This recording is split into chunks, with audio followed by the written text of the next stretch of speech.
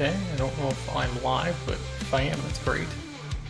So I'm back. I've got a new project, and I figured I would start doing some streams of it just to show you what I'm working on. And then if anybody has any questions on how to make one of these games, feel free to post it, and I can probably help you out. So I'm going to go through it real quick before that, and then I'm just going to chill a little bit and get some work done here.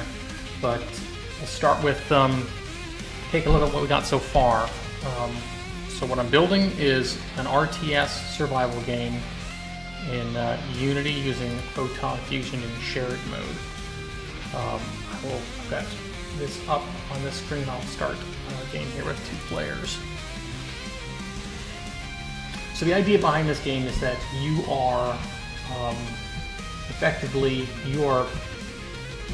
this is like Lord of the Rings, you are Sauron, so you're playing as the evil force that was defeated, and you come back and you're rebuilding your evil empire while the good guys try to shut you down again. So I'll go in and I'll start this thing up, and we can take a look at the kind of core loop.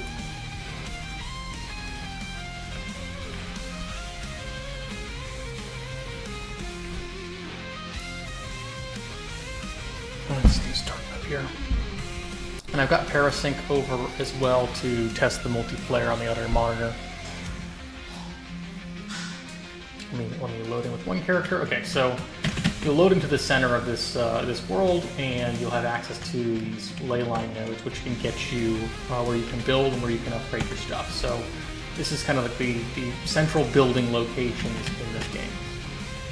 And from here, you'll be able to go to these different trees and resources, harvest these trees. You can either do it yourself, like this, and start pulling these resources in for yourself to spend on stuff, or you can also build a base, and those bases can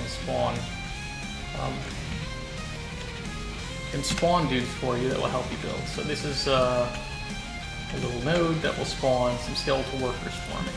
I'll build like a handful of these. So these will quickly spawn some low-level like worker grunts who will automatically go off and start harvesting things, and you can also build these little stockpiles so you can carry more stuff on these. They'll go ahead and drop them off for you. And I'll build a handful now, you can see. So they'll harvest as they go out, and they'll bring them back, drop them off, and upgrade and then the stockpile itself has the containing items. And so I've got those in the... just spawned a guy incidentally. Yeah, so those guys will drop the stuff off and go harvest again. So the other thing that we've got going is these different nodes and different resource types. I'll pull this out. And each one of these resource types has some visuals with it. And there are going to be a bunch of different currencies in the game that you can use to buy different stuff. And it's all going to be themed in one way or another for evil Lich Layer stuff. Okay, so that's the core loop. In terms of the multiplayer aspect, let me close this down here, and I'll show you what multiplayer looks like. It's going to be pretty close to how mixed kind of like Valheim and V Rising in terms of the co-op in the game. But it's essentially just a co-op game where I'm not doing any PvP because it is using the shared mode for photon fusion. Let me clear the save again. And I'll show you some of the other debugging stuff that I've got and the kind of scale of the combat.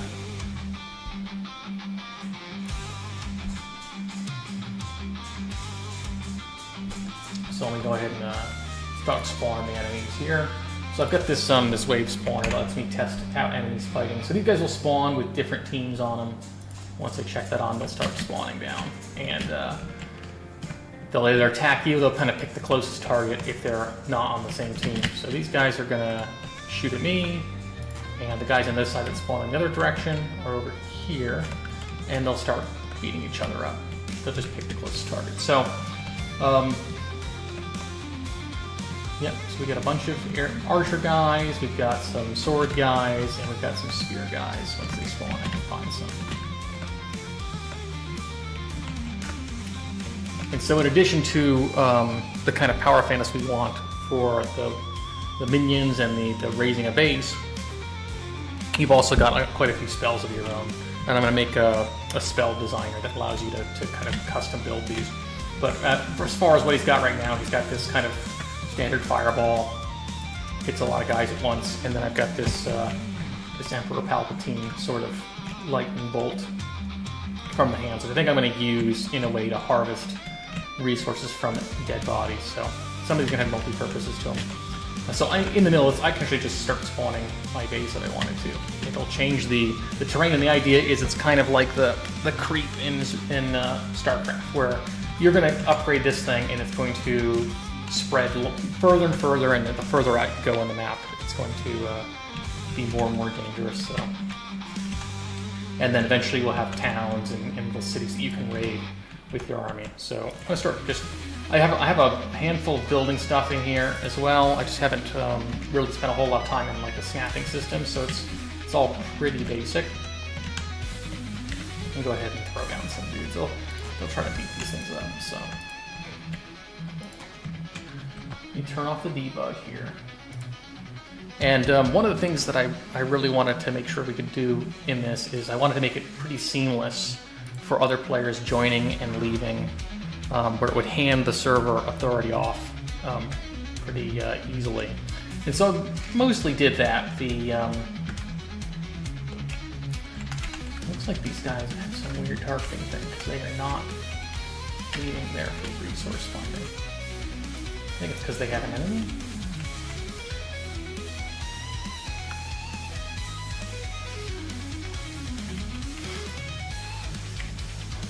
Oh no, we gotta...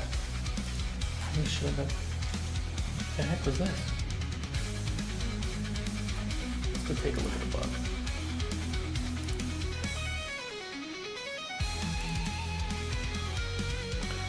Yeah, so that's the basics here. I've got both these monitors up, but I don't have a whole bunch of desire to work on the multiplayer side of this thing just yet. But I definitely have the... Actually, I can run it real quick to show you what it looks like, because it's all player authority. Actually, I have to delete the saves, because something weird happened.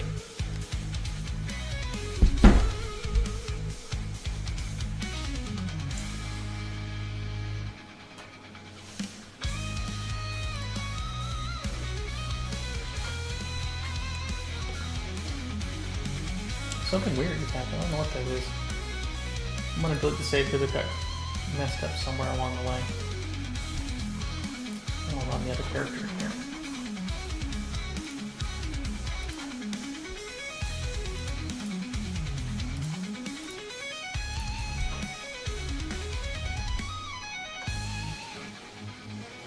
And that looks like it's under player character 170.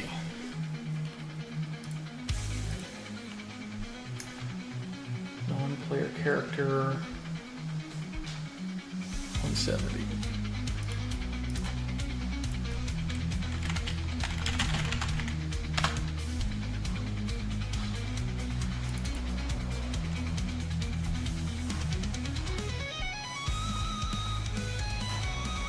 Oh, dialogue component? Somebody must not have a dialogue component? Yeah, I think one probably them doesn't have the dialogue component assigned. But, you load another guy so you can see what the networking looks like.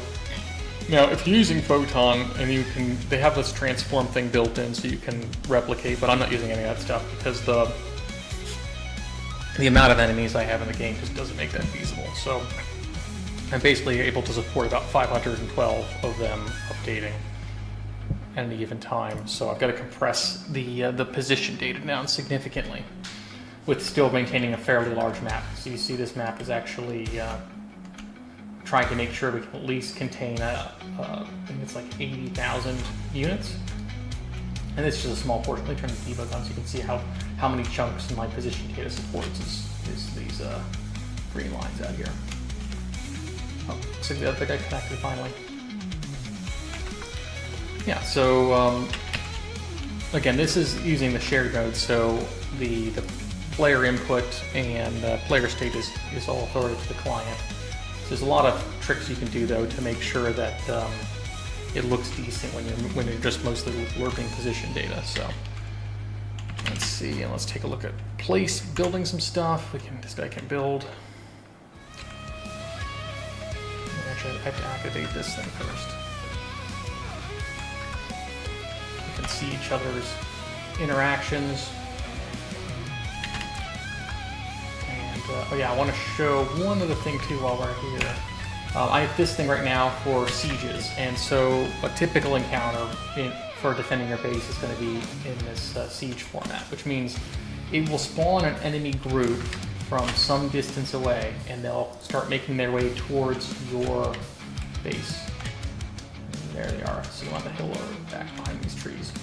And so depending on the kind of siege, I've got them to either come in as this defensive state or in a hostile state. And in their defensive, you can actually have some dialogue with them, and you can kind of, either intimidate them or request something of them, or you can just kind of bullet them into a fight. So they're not immediately hostile. If I damage any one of these guys, they will be hostile. So if I do this, it'll also turn them hostile and they'll start attacking.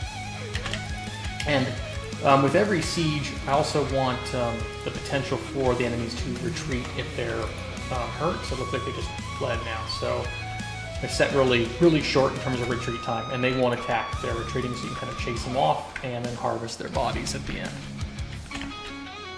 And so that's like one of the standard core, one of the standard loops for the defense, but there's also the whole point on attacking. So I've actually put a couple of these towns off in the distance here that you'll be able to siege and take over and destroy. So there's one over here, and you can look at the, I'll just go to the main map here. And they will have defenders, so once you kind of built your area large enough, you'll start encroaching on their territory, and they will start sending dudes after you. So each one of these, I have put 8 around the main structure. And so we want players to have these what do they call them? These fortresses that they can build will have at specific locations, so they're going to be designer tuned, similar to how the Rising does it. But when you're built that, you have this area to build in, and you're allowed to do kind of more of a custom snapping system for the placement.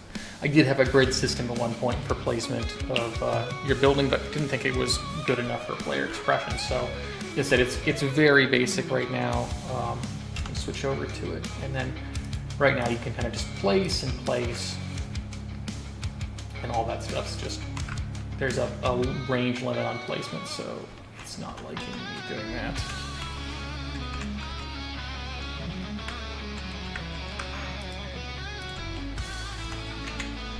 But you get the idea. I do want to know where that one of those guys was not getting the right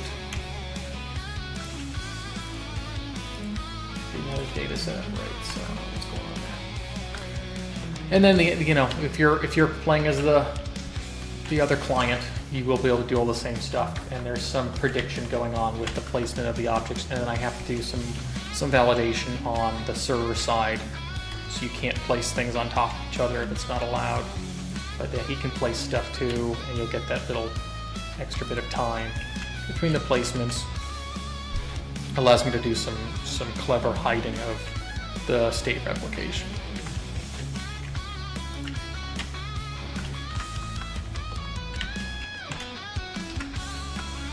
And whenever I test in Photon, it's always good to go to network config and call it network settings.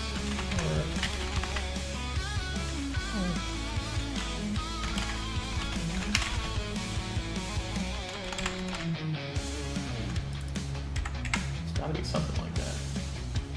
That's the app settings. That was not it.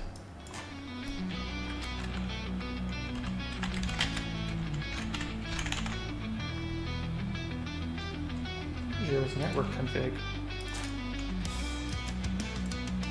All right, closing it down real quick.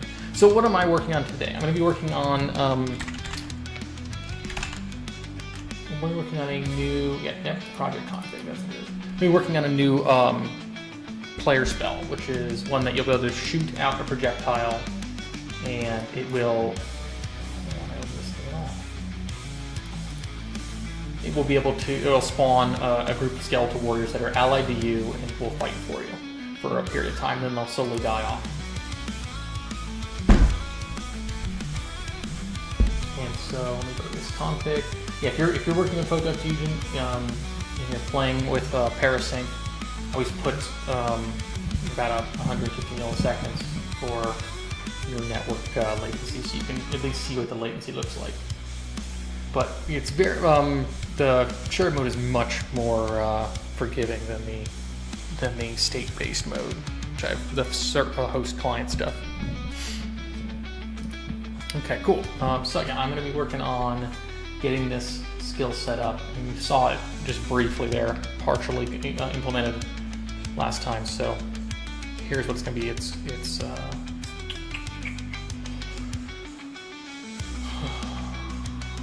going to be tied to key 3, and so we've got part of it working already where it'll shoot out and spawn one of these guys, except his data is not set up properly. He's also supposed to spawn a bunch more than just one.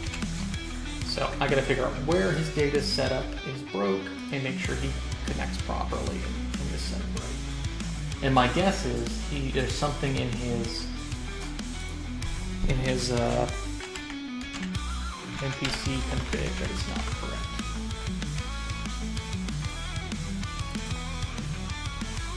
Okay, so it looks like he does not have a dialogue component, and oh, he does have a dialogue component, just not hooked up.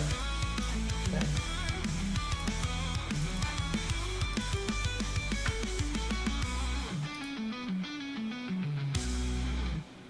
Let's take a look now.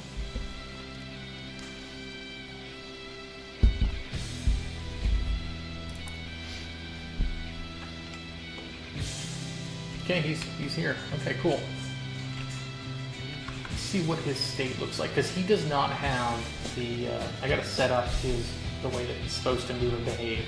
I'm gonna get him and whatever guy spawns with him to be friendly to me on my team, and then follow the player character around if he doesn't have a target to attack. So let's take a look at where he's sitting. So I'm gonna. All my enemies are pooled and all my structures are pooled because it's like all these trees, they're currently game objects going through a replicator for networking purposes. And then they kind of pull out of a pool, and so when players move around this fairly large world, I'm only going to replicate the chunks that they're currently nearby. And so they're all pooled. Here's a skeletal warrior. Let's see what it's trying to do. So using a lot of different plugins. One of them is this the A-Star pathfinding plugin for characters with it's using the entity system, which is kind of nice. It's very performant. My bottleneck right now is mostly on the art side of these guys, because I need to get them to not use the standard animation system and to use more of a mesh instancer system. It looks like he's got no attack target. He's got no one of his target. What are you trying to do? It says he's inactive. He must be trying to idle. I think he's trying to idle, which means he's trying to find a spot. Yeah, he's idling, but is his... Yeah, he is set to move able to transform. He keeps probably flickering to in-phase target range. Yeah, so let me just spawn a guy and show you some of the things for how the AI behaviors are set up too. This might be interesting. So let's spawn just like one guy. Let's see about the system.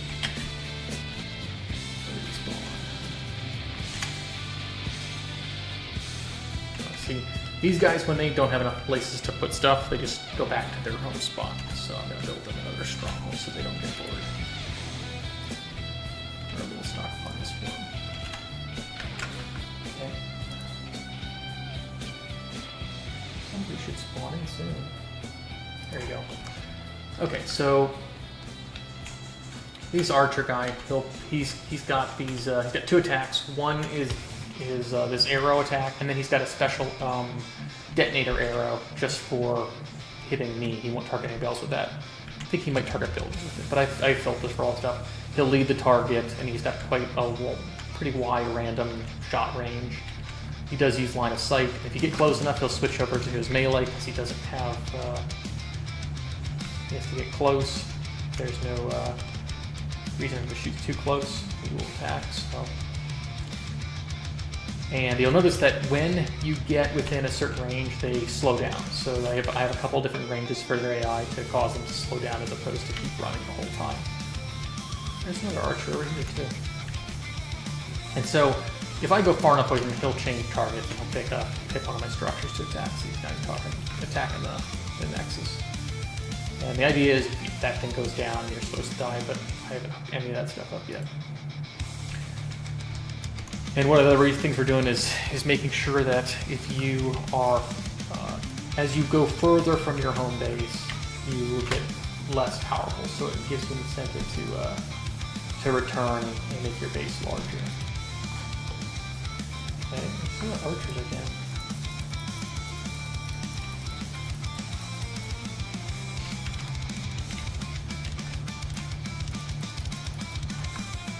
I'll take the archers out of the list.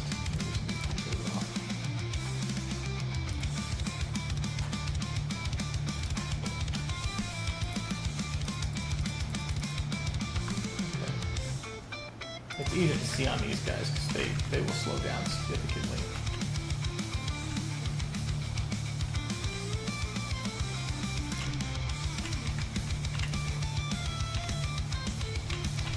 I do wonder what's going to happen if I put a guy right next to him. Oh, it did spawn the whole group. It looks like it tried to spawn an archer though, a skeletal archer. Oh, I do have those guys in the list. But they are attacking. So they are a team ally with me. And it looks like they're going to go fight this guy, and they'll probably return. They'll either stand where they're at, or they'll return back to their spawn position.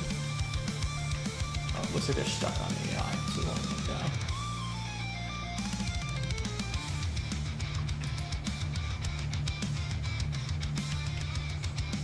There we go. Okay, where are they going to go? They just stick around. Okay. Cool, good enough. I'm gonna go fix that archer up too. You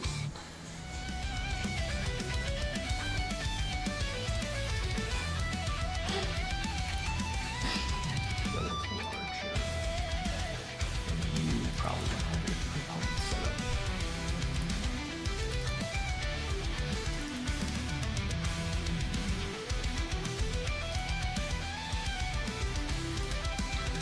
Let's see what happens.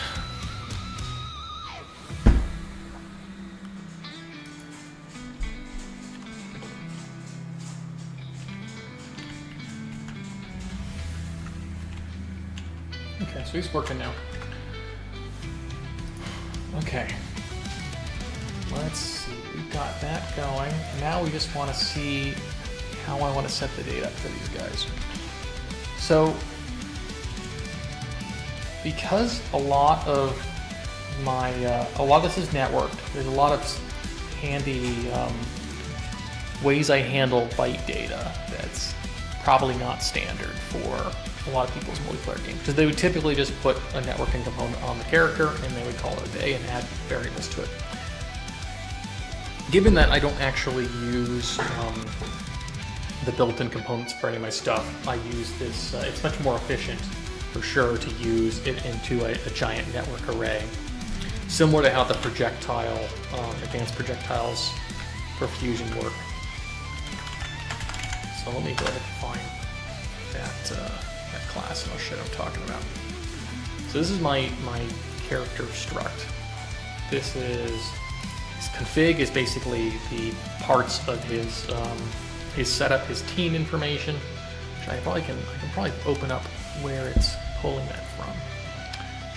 Here's the data utility. This is a static class I use to kind of read shared data between these definitions. So you can see that I've got 8 bits for the definitions. They're going to have 250 5 characters, I have the spawn type, which kind of determines how they behave when they're idle. Like those, my skeletal workers are a different spawn type than the invaders. Invaders have different data, and then they all use, and they have different like health amounts for maximums. And like the worker uses these bytes to hold what kind of thing he's carrying, and how many attacks he is into progressing, harvesting a node. All sorts of stuff that you would want to hand over when the player that the host changes hands. And there's the team bits here, so I've got like a handful of teams. And then down, let's go find this data. So transform is your position data. And so my position data is, like I was saying earlier, my transform is a custom struct. And it's made up of 7 bytes per world position, which seems like not a lot, but it's actually just fine for the kind of game I'm building. And I'll break that down actually. So I use 1 byte to determine where it sits on the grid, and then I use shorts to determine the position it is within that grid.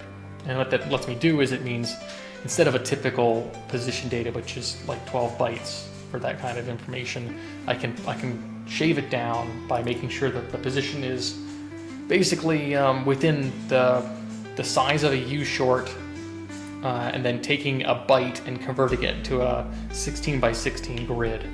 And so you take 16 times 650, that's the kind of max size of the level I've got. And let me see, and then I use Y is also a short. I still need to figure out what I'm going to do there. But you'll see the way that I send the information out too, I send it a lot slower, usually minimum of half ticks. It's already pretty slow because, again, shared mode has a fixed send rate of 16, but I'm cutting it in half. So 8 is like the the maximum, and then I can set it even slower if I need to, if there's no players around. Let's see.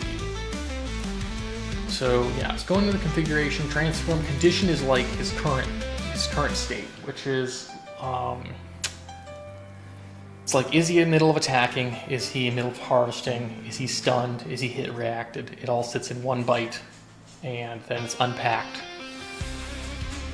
into a struct. Let me go into an enum.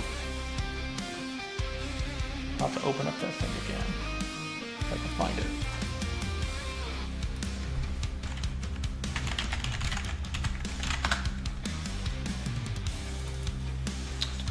Yeah, so this is the state. There's also a part of that called the attitude, which is when you see those circles around their feet. It's just more of a debug thing, but tells you if they're passive, hostile, or defensive. So they're passive. My workers are all passive, so they won't attack back at all. I can switch them to hostile, and they'll respect that. And then defensive is the one that they're when they're yellow and they're not quite ready to attack. So I got a handful of different actions I can put on these guys. And yeah, it all fits in one byte, which is great because it's going to be changing a lot, and Photon does a pretty good job of making sure that only change bytes are sent. Okay. Let's take a look at my warrior. This is my warrior data. And so with its config, he has a couple of new pieces of information. And one is this player follow bits. So the game can have a maximum of 16 players, so I have an index for the players that the player that summoned him that he'll follow. And then there's this thing called a formation. And it's very much like, let me find the formation, invader. Formation is basically just an offset of position data. So they want to have these formation offsets. So if you, let me go ahead and I'll clear the save again. And show you what the invasion looks like. So in my dialogue invasion. And in this, they're set up to start attitude defensively, and then they've got a number of ticks till they retreat. So I'm going to throw these guys out and see that they go into position. So when they move, they will have a position set, and that's defined by this bit that is set when they spawn.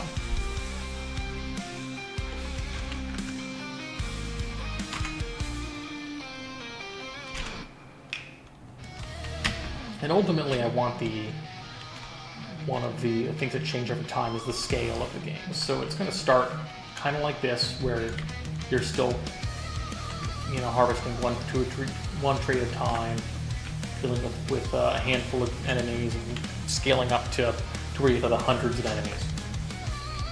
So you see these will approach, they'll go slow, and they kind of get into formation. So yeah, I don't send any of that data, but it does, I don't have to send any crazy data. It's just something set in their definition that's set once, and they'll know exactly where they are in the formation when they finalize movement. So I've got, let's send it a fleet. So they'll head back, and they retreat for some time, and they'll go back towards the point that they entered, and then they'll despawn after some time.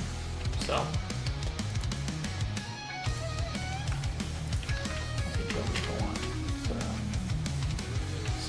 this tells me where they spawn. I'll probably do an offset so they continue retreating and they don't just cluster around the place they came out of. And one of the things I've just got to keep an eye on is, like, because I can fly, we want to have that scale go up. I got to make sure that draw distances are reasonable. Let's do another one of these. Come out. And so I've got it set up in my manager that allows them just immediately to start all becoming hostile. And when they have an attack target, they break formation and they'll go through and do their standard flocking behavior to get around you. So these guys in the back are trying to find a spot. The spearman has a bit longer range, so you can actually attack him through here. One of the things I really want to fix is I don't have any IK for the feet for these guys. At least want to get the player character's feet IK set up. But I don't know how it's going to work with when I start mesh instancing them. And they'll no longer be like true animated game objects that have foot IK. So maybe that's not in the cards for the NPCs. I forgot I can just do this. I'll save you some time. I do have to offset all those guys that spawn because they spawn all in the same spot and flock out.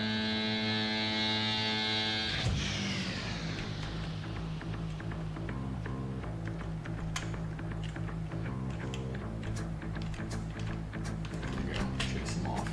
Yeah, so I'm looking for because there's some limitations obviously on sending a lot of position data for a lot of units. The kind of hard cap I've got is about 512 of these guys at any given time. It starts to get a little too much at that point. I think it's just there's some hard caps within Photon that make you not be able to send data, or like packet sizes over, I think it's like 1280. But honestly, I've hit it. I haven't had any issues up to like 2000 per packet. But yeah, 512 is plenty. So it's more on the style of like a Mountain Blade combat system as opposed to like a Total War.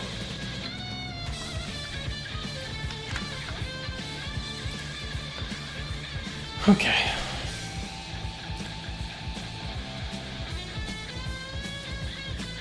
So he's set up the player, and now we have getting the player follow index and the formation.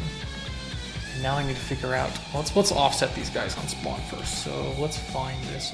I just made a new data type for actions for impact.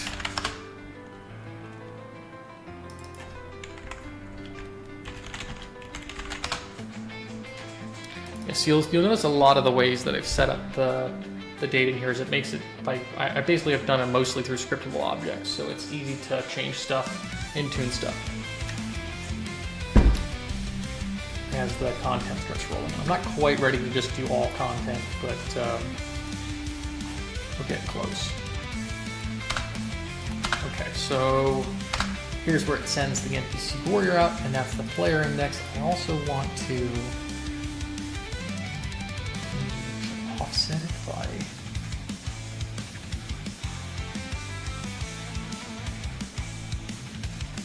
grab another drink. I'm going to think about this because I don't want to offset it randomly like I do in the debug spawner. Yeah, I could just put this random point right in there because it's impact point, and then I'll have to raycast to make sure they're on the ground. Okay, be right back.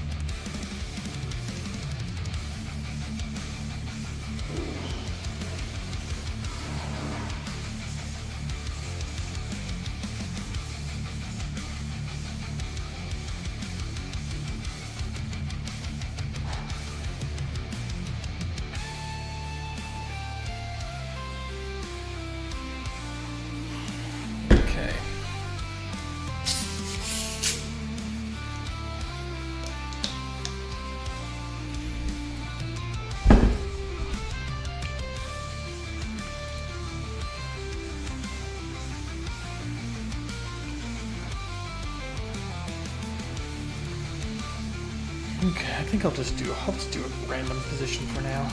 Doesn't matter. Let's do a quick ray cast to the floor.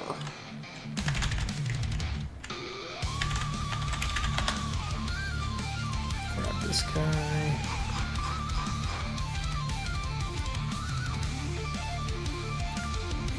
Question is, how do I get? I guess I would do the layer mask the same way too. I'll grab the layer mask as a tunable.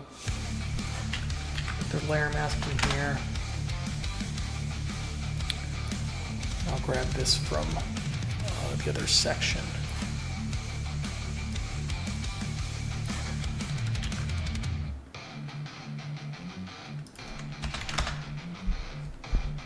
Okay. And I'll need a fallback too, which will probably just need to be at the location because that's likely to be above ground. Just can't imagine the raycast. Actually, I probably shouldn't even spawn if the raycast fails. But... okay, random position is here, and we're gonna do random position plus impact point. Impact point. Wrap that up real quick.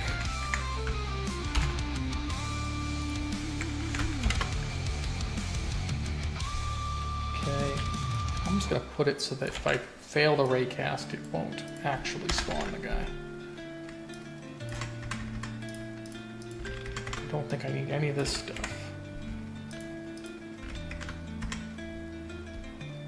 Actually, I should probably put this into a variable if I'm doing that. No, I'm not doing that. I'm grabbing the ray hit.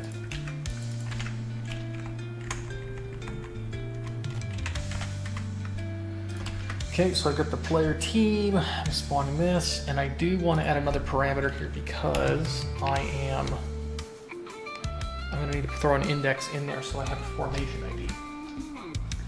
So that when they're idle, they'll get to formation.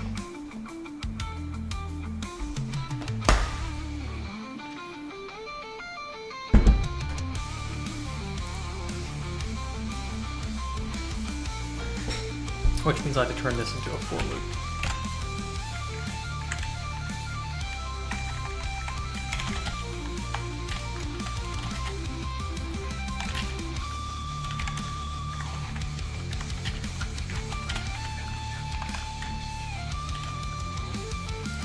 Index, and I'll just make this one I.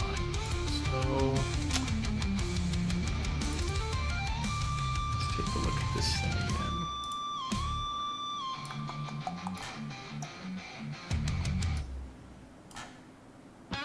Okay, that's the character definition. So we want to grab the character definition here,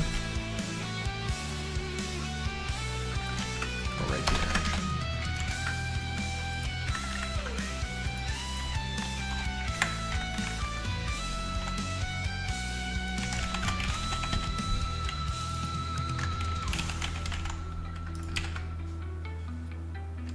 This might be too big.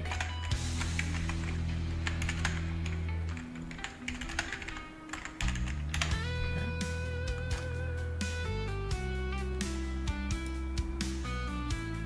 I don't want to keep Y fixed. I want this to be the hit point.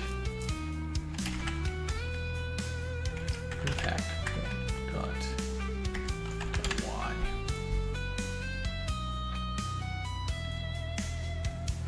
That would add Y and Y, so I can't do that. I actually have to do it like this. I think that was correct because I'm going to add these two here. So we're raycasting down, we're going to position up, and then we're raycasting down by 6, which is bad magic numbers. And as you do, let me just go ahead and turn that into a variable.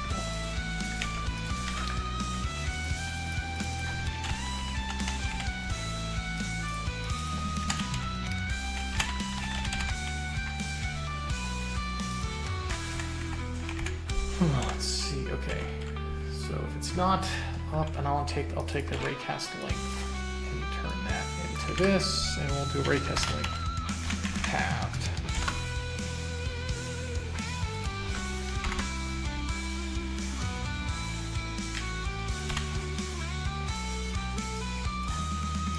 I gotta break this up a little bit here.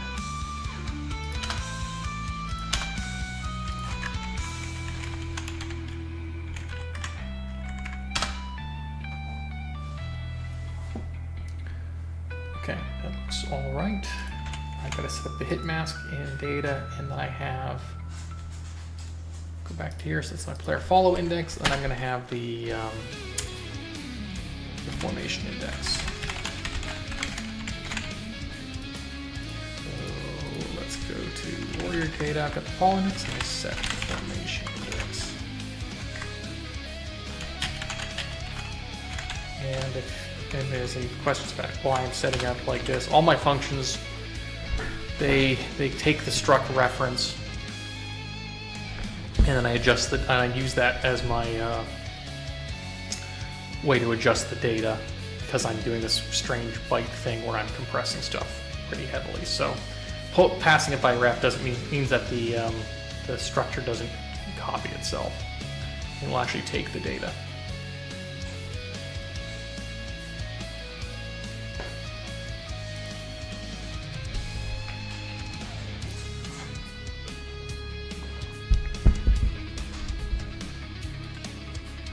Okay, formation index is set. Now, it does feel like that's going to work. Let's define the summon.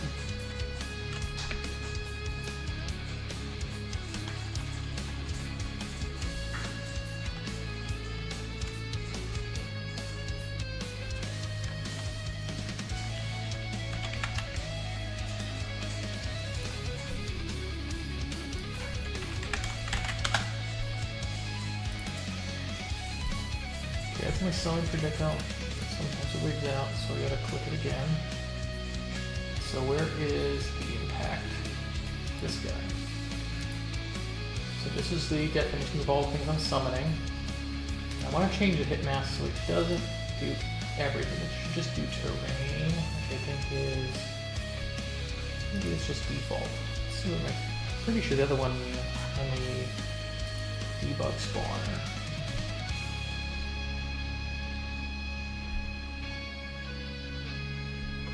mask are you?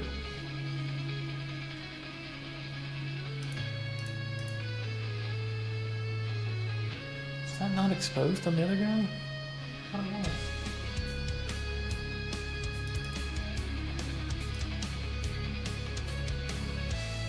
Oh, it's on the replicator, it looks like. Okay, so yeah, replicator, where are you? The replicator would be that.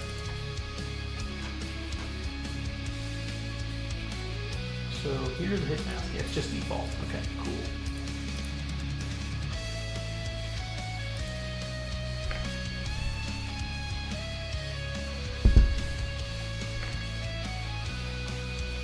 So now they should get deformation at least, once they're idled. Switch. No, I'm not idling in deformation. Oh, it's because I haven't set it up in the actual brain. So all these guys share this brain component for their idle state.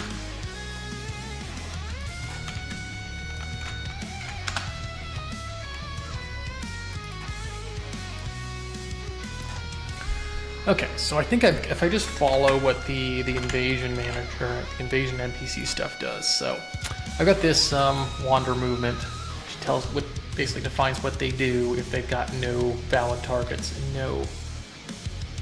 no real actions they're running. So I'm gonna make another one. I just do one of these, and I should have I don't think I have one for is a warrior. Let's go make one.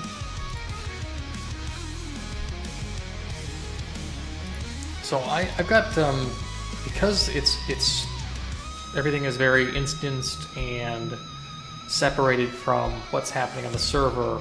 A lot of my information comes from these basic classes called the runtime states.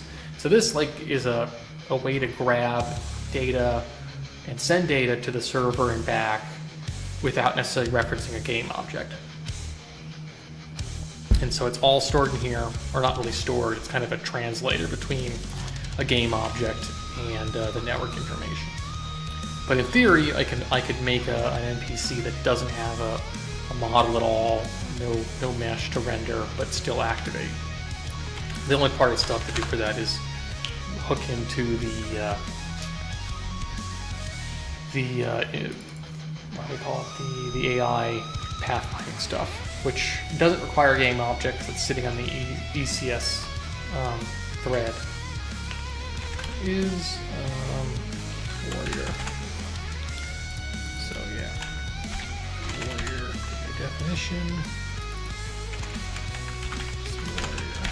Gotta make that.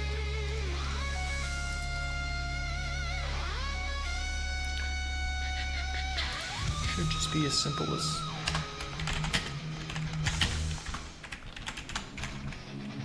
Actually, I need the function for it because it already knows.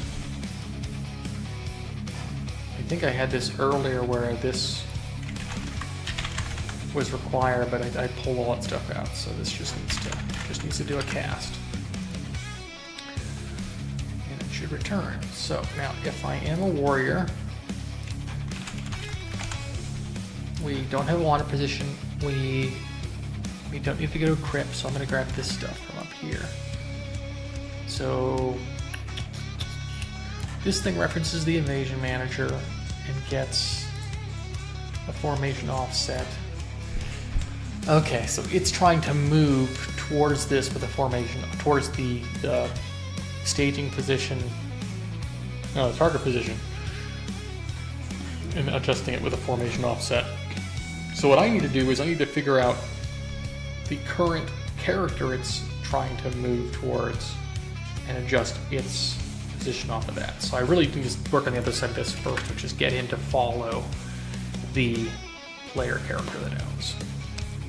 So let's go back into the runtime state. And I can do, I don't know what I should use, throw it down the bottom here. Public player character get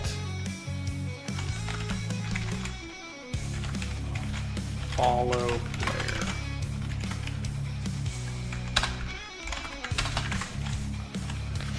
So what I want is I want to get the index first. Oh, actually, I'll do a cast. I know that I'm in it because it should null if not. Just gotta be careful of the Unity and null checks. It's really quite expensive to do null checks. And I end up wrapping a lot of stuff in structs, so I don't have to check for them a bunch.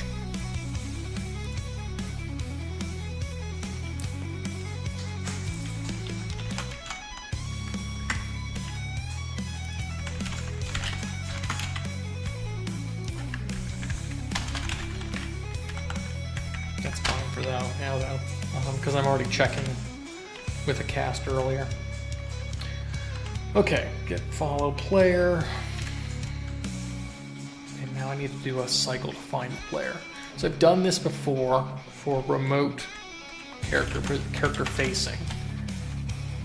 So I have it somewhere, character movement. So one thing you get with latency is the enemies don't, their position's always behind and their rotation's always behind if you're just writing it right from the server. So for remotes, these guys will actually be assigned a player index to face towards if they don't if they're targeting a player currently, and that means they'll rotate towards the player no matter where they're standing, and it looks much better than being late on the rotation every time. So let me figure out where I found that, because I have a function in here to find the player. Yeah, so here's target player index. For us, that would just be the player index. So it's somewhere here I got network game. Grab the context.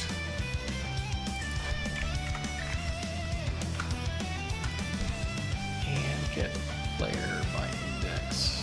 And that is the warrior data. Get player follow index. Data.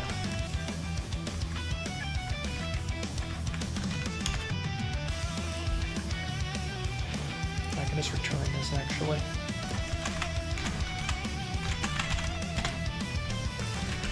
Okay, so what does that do? Let me go find this thing. So this just loops for the, I put a byte on all the players for their index. That's different than the network, whatever the photon standard network replication for network objects is. Okay, so I get follow player, and if I have a follow player, that's going to be my target to follow. So my wander position, I don't want to make the wander position set and then forget. I want to get the follow player.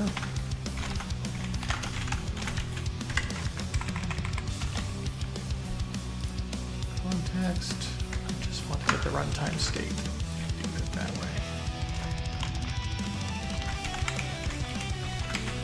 I'm sorry. Get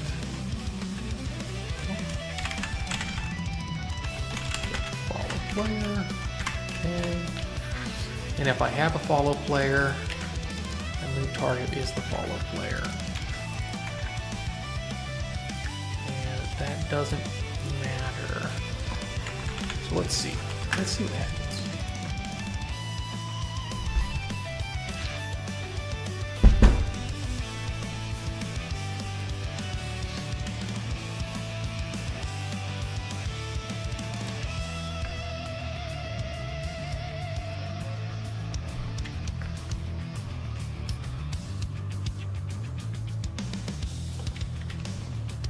Nope, you guys are not following me.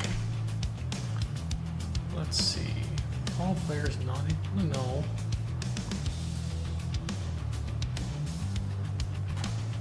He's a warrior. I think they are.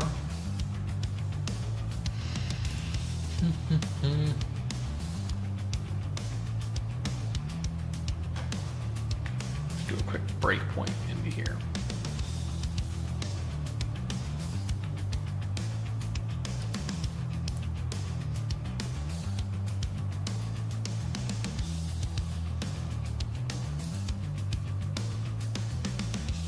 Okay, so they're in here. This is probably just null. So, okay, so context, player follow index. Oh, I'm not passing the index when they spawn, so that's probably what's going on. I haven't passed the index properly. So let's go back to where I'm assigning it.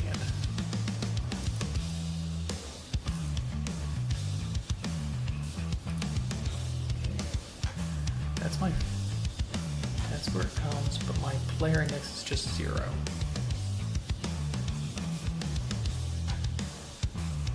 You'd think that 0 would work though. Let me make sure this is. Okay, so I am sending it.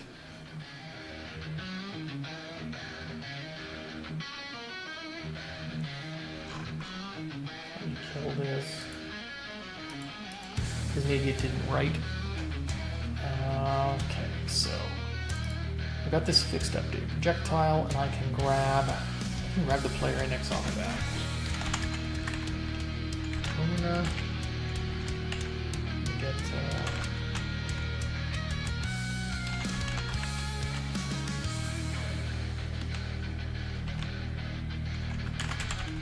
it's owning pool. I don't want the owning pool. I want to get who owns it. I'm almost positive I have this on the projectile, so. Definition.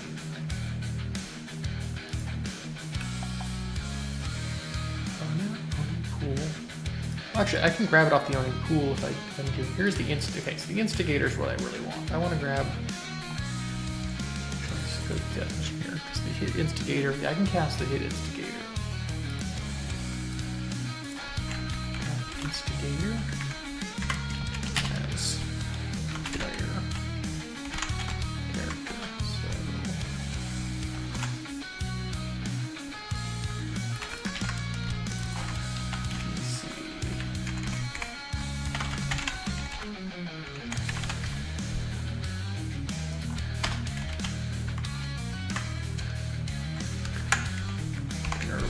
We need to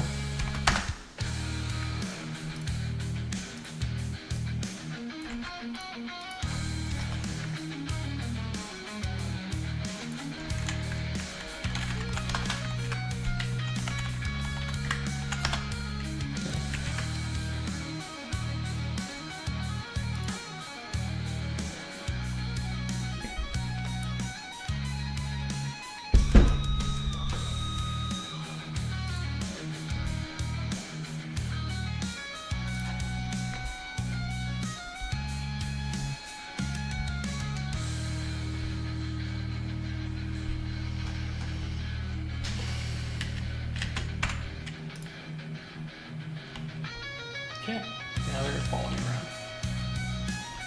But they're not in formation, so I gotta fix that. They also are not facing me because I'm not technically their target. They're just following me. And I think because I'm not allowing them to rotate as part of their move, they're doing that weirdness. So I can change that, figure out why they're not rotating. I wonder if it has something to do with being in target range. I bet you one of you guys says they're in face target range. Yeah, in face target range. I wonder what their target is. They have no target though. What could you possibly be facing? Let's take a look.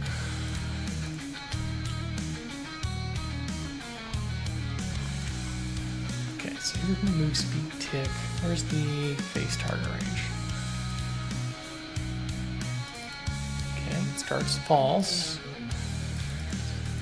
is false, and then we'll take a look. So get active maneuver for target, so it should be false here too.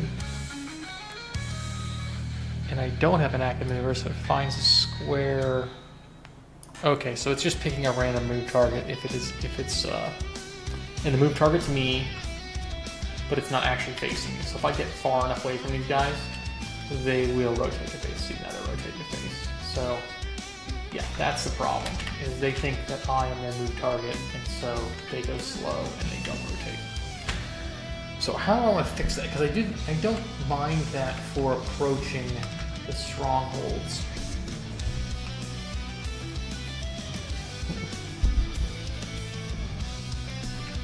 You guys are taller than me. Have to shrink those archers down a little bit.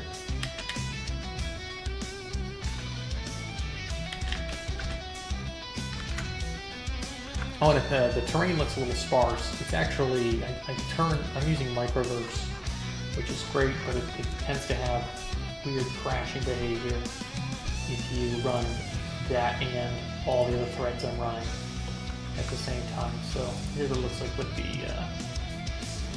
grass on. Let me turn it back on. Stuff is not runtime, so you can't just flick it on and make it work. It's all a baked system. Which is why I'm not using the thing for tree placement. Because it creates these mesh instances that are not interactable. But my draw distance is such that it's like 350 units in all directions, broken into these cells that I've got for line of sight. So it's very unlikely that you'll ever have it in draw, especially if I'm clever with the terrain, making sure that we've got cliffs and valleys like this. But ultimately, these trees, even though they LOD out, I want to turn them into mesh instances at far distances, just in case I ever want to allow the player to have a very large view of the surrounding terrain.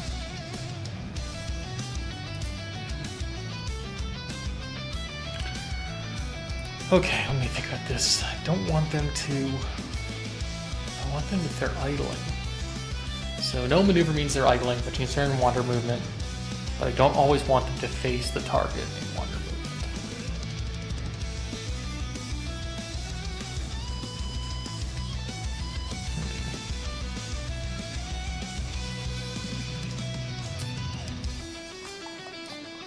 I could make it so that it checks what I'm doing with it.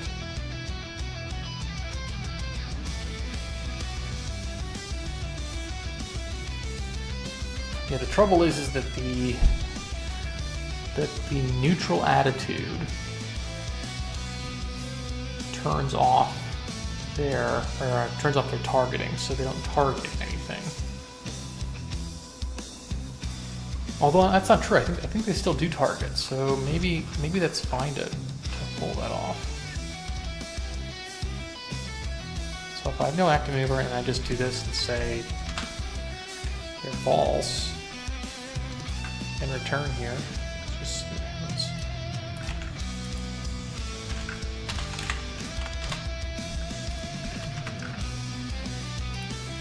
I'll have to check to see what happens when you spawn some dudes in.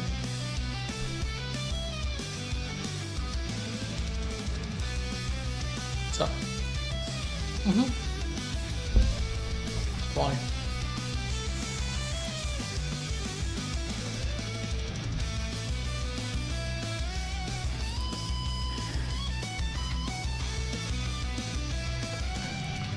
Okay, so now they're going to face me the whole time. I'm going to go ahead and spawn some enemies and see what happens when they come in.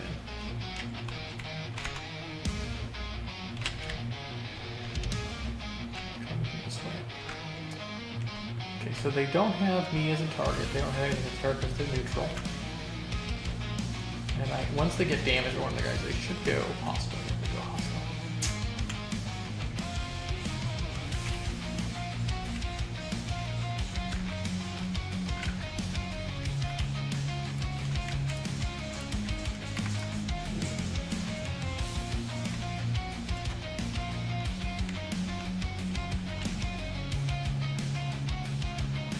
Seemed like those warriors went down real fast. I wonder if I got the tuning all screwed up on them.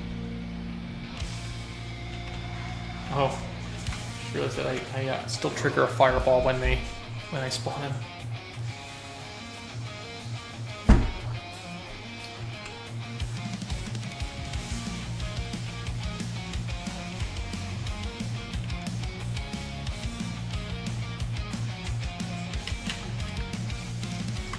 Quality of life stuff for being able to see all their health bars at once with tab.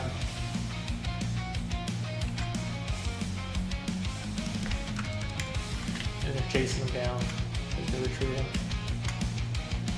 And so they stop over here.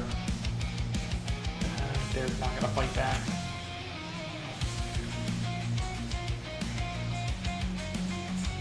Okay, now they're done. They'll follow me back to the base.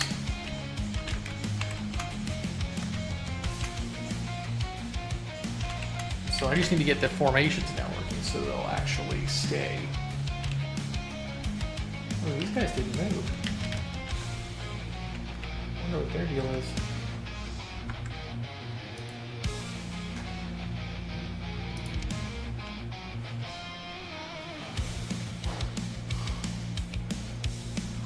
Clear it again. Maybe it's because I changed the terrain and it probably screwed up their pathfinding. Clear it again, see if we can get them to screw up again.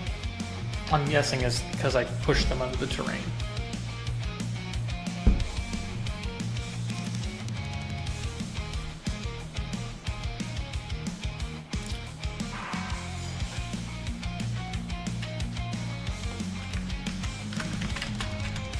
Which is totally possible because I haven't done really much checking on the building stuff yet.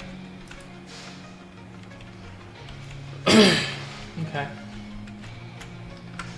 Cool. They're all falling. And they all have an index, which means I can just go ahead and add this position offset to them now.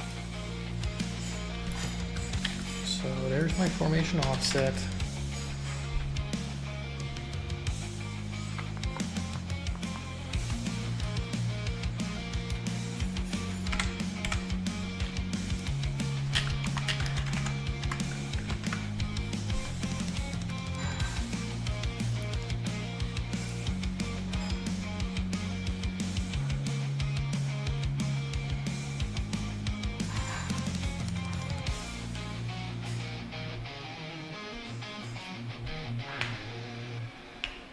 I think I've set it up in data right, so they might be okay. No, I don't think I did. So where's my warrior? Definition. Oh, they've got position data. They should be offset. I want them to give this line up in two neat little rows.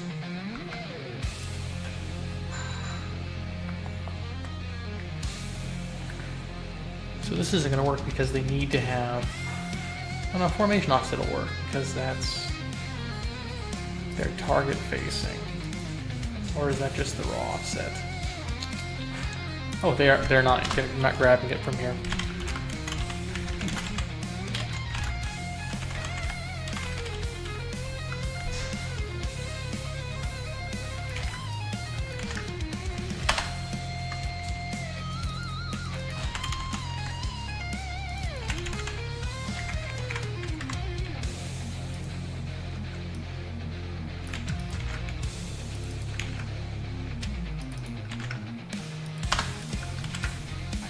Do it.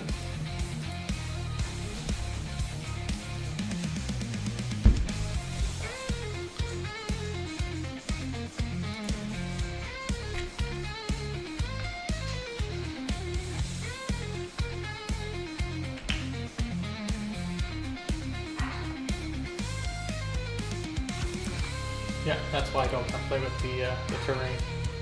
It freaks out every now and then.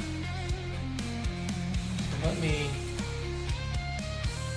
close this one down. I'll close this one down and we'll restart here in a second.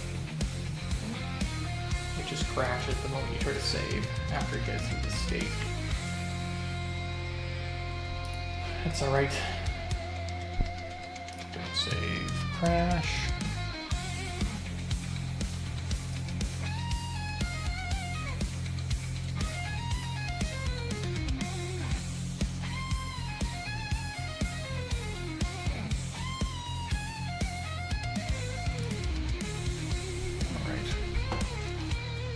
Come on.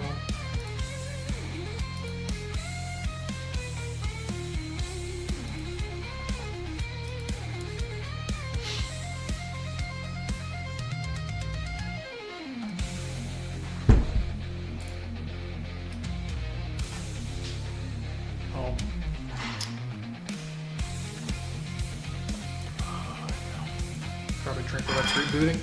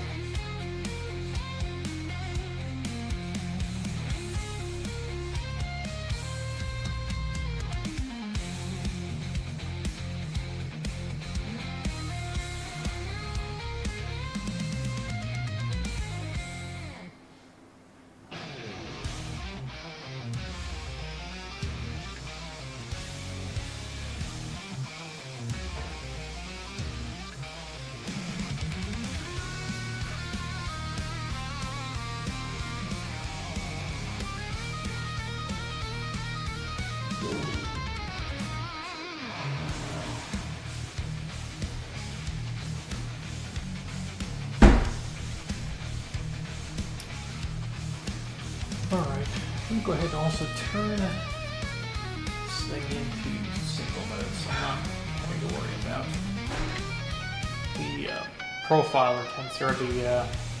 If you're breakpointing into it and you're running in network mode, it will sometimes bust on you. And you won't be able to keep playing after you've done breakpointing into it.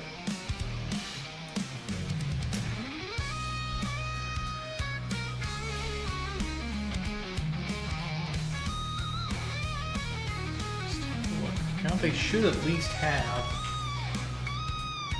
the position offset. So yeah, there they are. They're lining up nice and pretty. So now I've got... Now what I want to do is have them kind of respect... almost respect my rotation. Or maybe the direction to me. Because right now it's just global offset. And so like... yeah, they'll follow you, but... kind of want to make sure they're in front of you.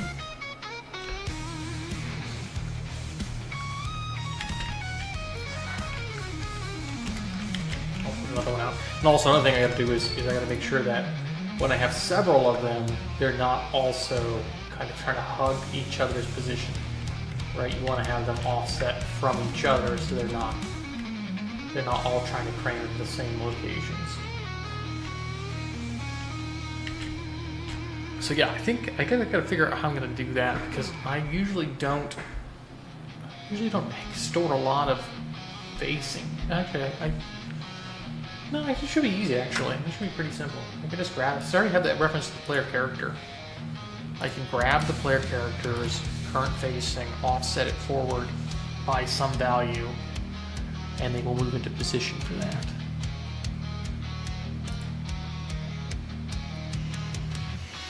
I'm still trying to decide on the design side if I should make it so you can directly command them like an RTS, or if it's more kind of just letting them do their thing.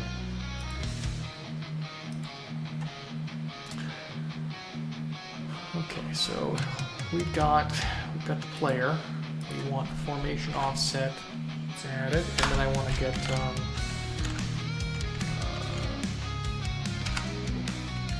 forward cache transform.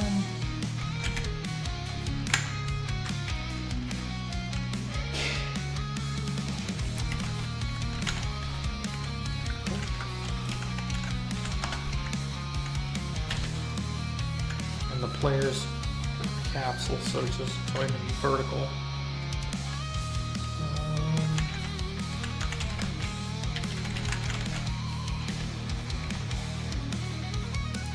Have a direction, and now I need to multiply the direction by the formation offset.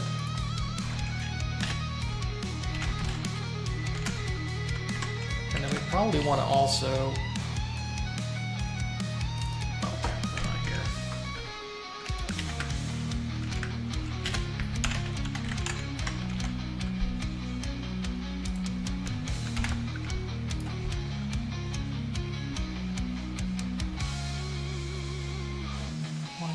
like that. Multiplying a vector 3 by a vector 3, that should be fine.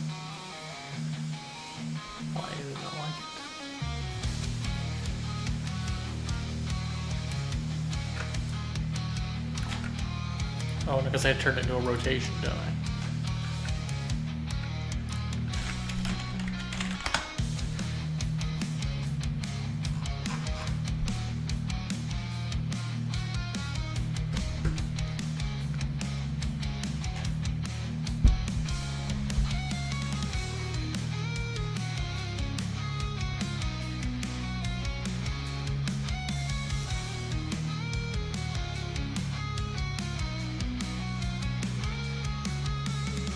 So yeah, I need to do either transform direction or I can convert it into an angles. Yeah, I mean, I think this is fine for now.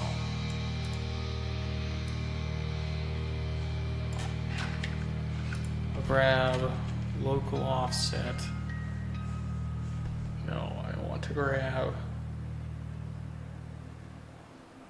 yeah.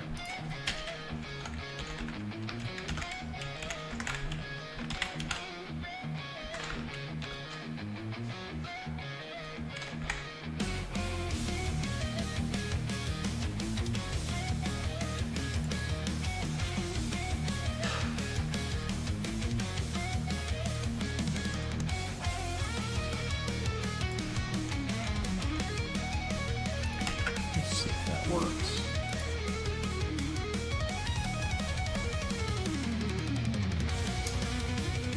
Well, I can see it's kind of weird is I still want it to go forward too.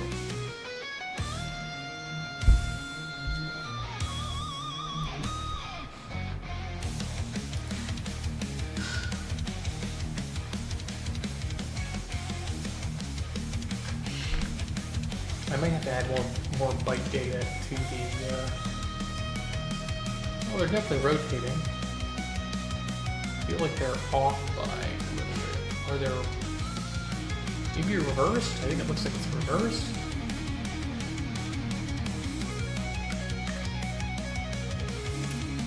Okay. It feels like I feel like I wanted to put these guys in front. So let's add a direction forward. So that's my direction forward.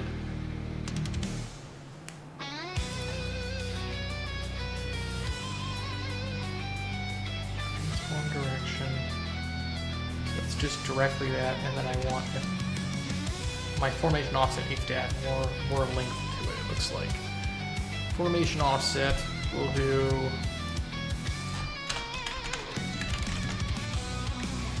dot. I think we're on the Z.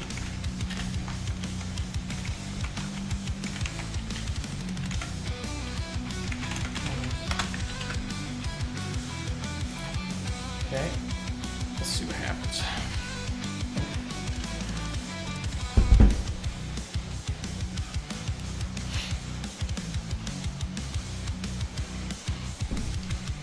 It's weird because when I set the data up, I could have sworn I wanted the warriors in front and the archers in the back. It doesn't look like it feels like it's flipped. And I don't know if it's the problem is in. There they go.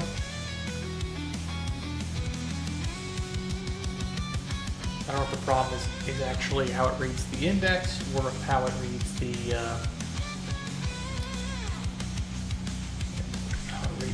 or how it's actually reading this position data. I'm pretty sure it's the index. I think that's probably being reversed. Let's take a look actually. No warrior data definition. So here it is. Here is our formation offsets. So we're in 2 rows of 8 by 8. And it's +2 for the back line. So it really should be -2 for the back line. And that will fix this whole thing. And it will update and run in real time too, which is great on scriptables, because you'll actually be able to see what you're doing.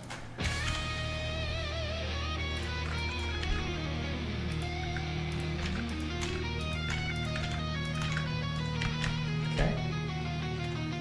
Come on, let's see what happens. Let's see if I get into line. Unfortunately, I got so many of them now, I think they're little scuffed. That's 4.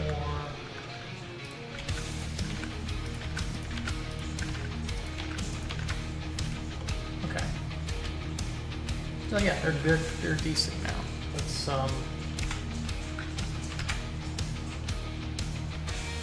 Let's make them find targets. So they've got a very large aggro range. They're off the fight, and they don't follow me until they've killed everybody.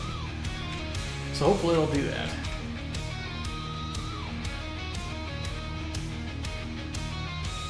I think I've tuned these warriors to be fairly weak, though. Let me take a look at my skeleton. It's NPC.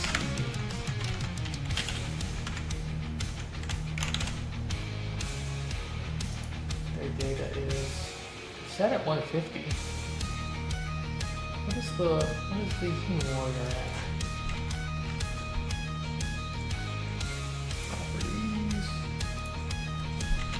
Human warrior. Oh, it's swordsman.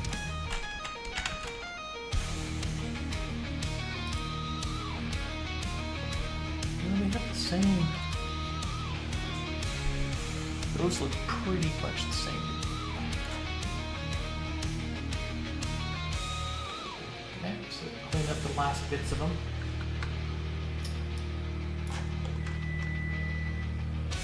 And then in theory they will come back once they've killed all those guys.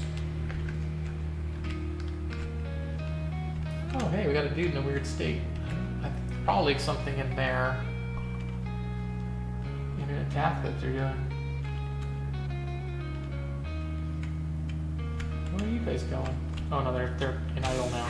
So they move really far in front of me. Okay. And there's their formation positions. That is an interesting problem though. Like they are in formation because that's how the data's set up. But they're not filling in and making a smaller formation. And I don't want to have to write that data. Maybe there's a way to adjust it when they clear. I can move some of the bits around. You guys come? They're coming.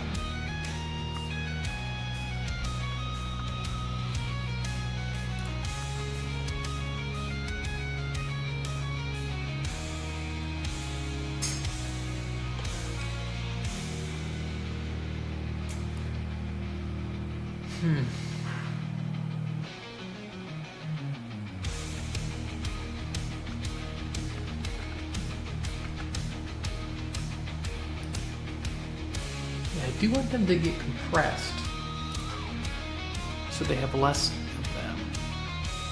So maybe instead of setting the position data as offsets, we'd have to assign them basically and have some sort of list or a dictionary.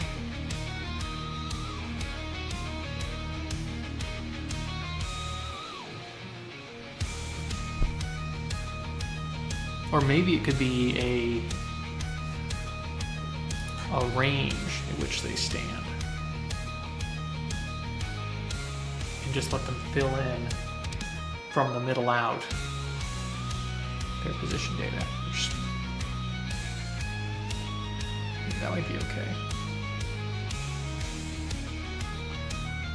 Because I don't want to write any more data if I don't have to. But they also don't really have a good sense of awareness of other than position data of who's around them.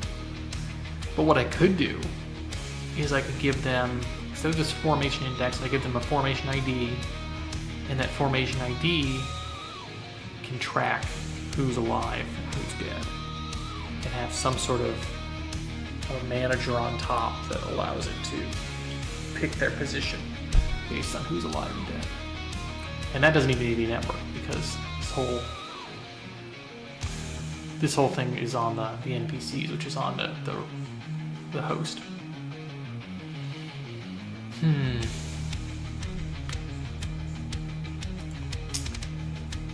Yeah, I think that's probably the best way to go back, because then I can add them to a formation manager. Let's do that. Let's make a formation manager.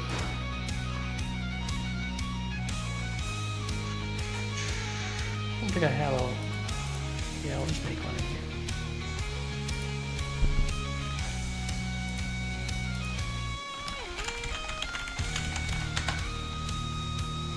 that could just be. It could just be a scene service.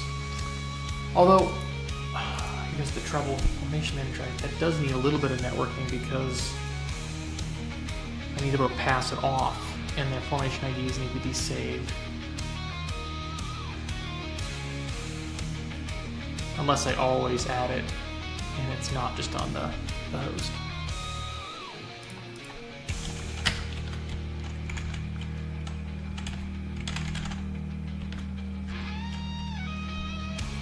I'll make it a contacts behavior.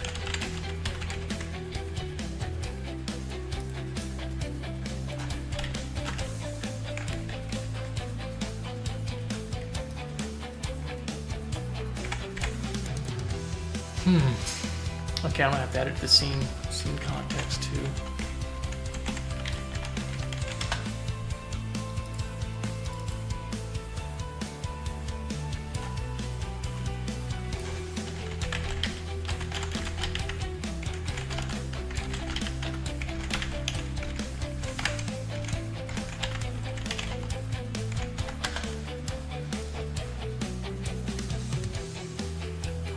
How long am I going for? Let's see.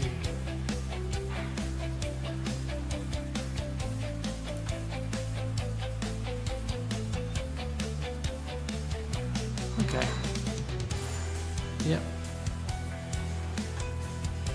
I think we'll pick it up next time here. I'm gonna go get some food. All right, if you have any questions or interested in to see anything, just leave a comment down and I will get back to you.